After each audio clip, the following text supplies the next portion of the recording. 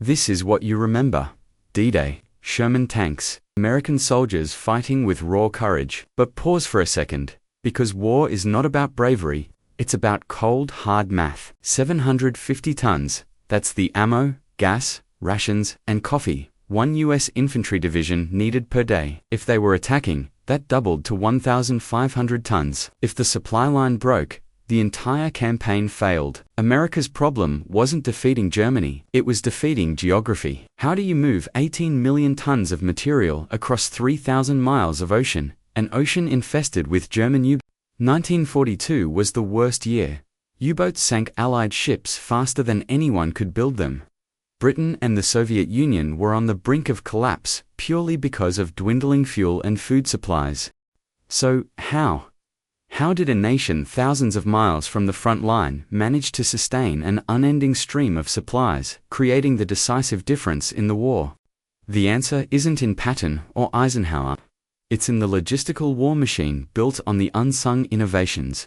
Ships built in for days, makeshift ports, and an unstoppable fleet of trucks. The arsenal of democracy. The U.S. harnessed its immense industrial power. At sea, they built over 5,600 ships. The key was the Liberty ship designed for modular, mass production. The secret was switching from rivets to electric welding. This cut construction time from months to weeks. The record, a ship launched in just 4 days and 15 hours. This speed crushed the U-boat threat. In the air, America produced 300,000 planes. At Ford's Willow Run plant, they applied automotive assembly lines to the B-24 bomber. At its peak, one was completed every hour. The contribution of women and minorities filling these factory jobs was essential. They were the true industrial heroes who maintained this incredible pace of production. And the silent workhorse.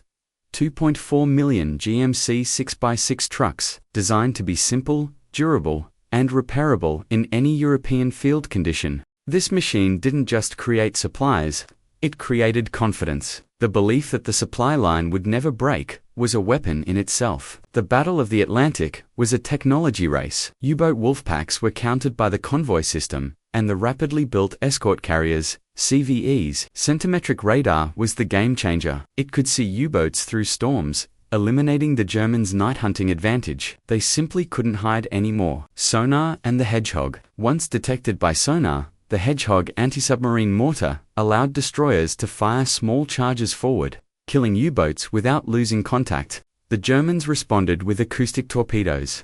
But the Allies' superior technology, combined with their limitless capacity to build, won the day. Thousands of sailors died.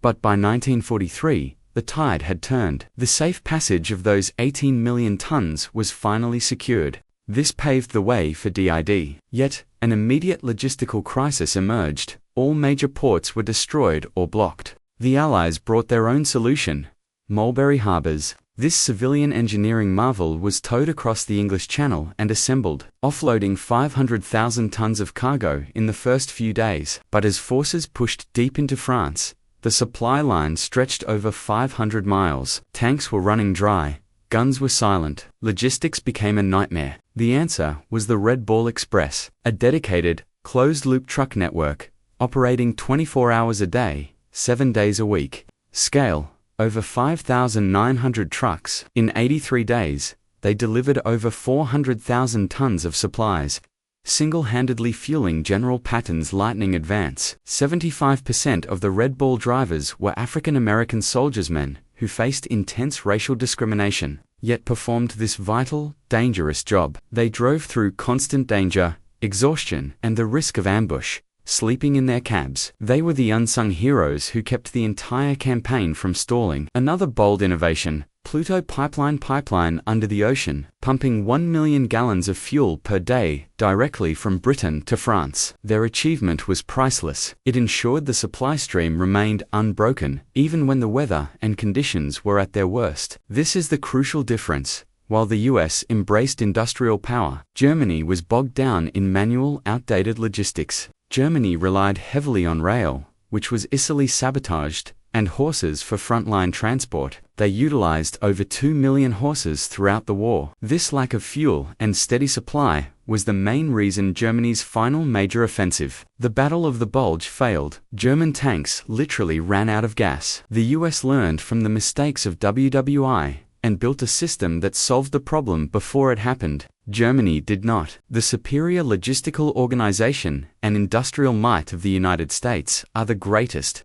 and most unsung legacies of World War II. American soldiers fought because they knew the colossal logistics machine would never let them run out of ammo, fuel, or food. That is the power of preparation and commitment. The lesson for us: success is built on robust foundations. It's time to honor the history of these silent logistical heroes. If this untold story of these unsung heroes resonates with you, you are in the right place. Subscribe right now so you don't miss our next video. The role of US intelligence, OSS, in sabotaging Nazi Germany. Thank you for watching. We'll see you on the next deep dive into history. Music swells and fades.